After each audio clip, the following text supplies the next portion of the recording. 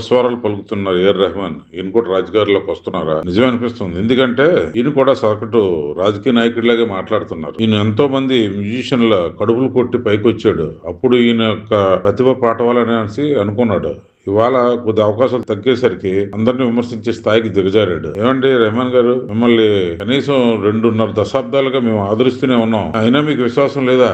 ఏమండి, మీకన్నా గొప్ప గొప్ప మ్యూజిషియన్లు అయినటువంటి ఎంఎస్ విశ్వనాథ్ గారు, ఇళయరాజా గారు అందరూ తొక్కునే కదా మీరు పైకి వచ్చారు. వాళ్ళకి టాలెంట్ లేదా? మీకన్నా చాలా గొప్ప టాలెంట్ ఉన్న మణిశర్మ గారు ఏమైపోయారు? మీరు ఈ రోజు విమర్శించడం మాత్రం చాలా బాధాకరంగా ఉంది. హిందీలోకి వెళ్ళారు. హిందీలో కూడా ఎంతమంది మ్యూజిషియన్లు ఉన్నారండి?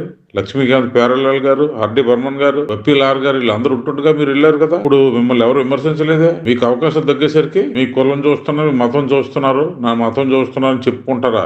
సిగ్గు అనిపించడం లేదు? ఇలాంటి పెద్ద మనుషులకు అనకూడదండి. మిమ్మల్ని ఎంతో ప్రేమించాం, గౌరవించాం, మర్యాద ఇచ్చాం. మిమ్మల్ని ఎత్తుని పెట్టుకుని చూసాం. పుట్టింది హిందూ మతంలో అయినా సరే మీకు నచ్చి మతం మారారు. అయినప్పుడు కూడా మీ మతాన్ని చూడలేదు. మీ టాలెంట్ మాత్రమే చూసింది ఈ సమాజం. అటువంటి సమాజంలో బ్రతుకుతున్న మీరు ఈ రోజు ఇంత నీచమైన మాట్లాడడానికి మీకు ఎలాగ మనసు వచ్చిందండి? మీరు ఒక్కరే కాదు, మీలాంటి వ్యక్తులు చాలా మంది ఉన్నారు. అమెరికన్ లాంటి వ్యక్తి కూడా ఇలాంటి మాట్లాడడంలో ఉన్నాడు, ఆయన భార్యతో కలిపి. మీ అందరికి బాగున్నప్పుడేమో మేము చేసిన మేలు గుర్తురావు.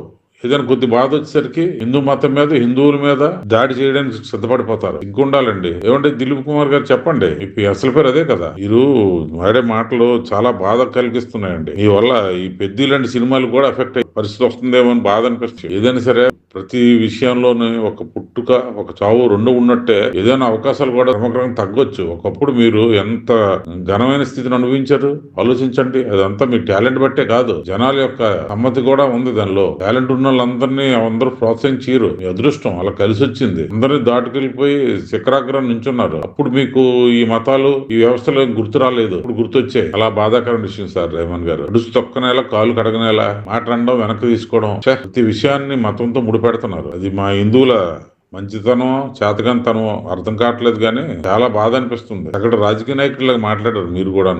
విశ్లేషణ మీకు నచ్చినట్టయితే లైక్ చేయండి, షేర్ చేయండి, కామెంట్ చేయండి. My media, me Janardhan.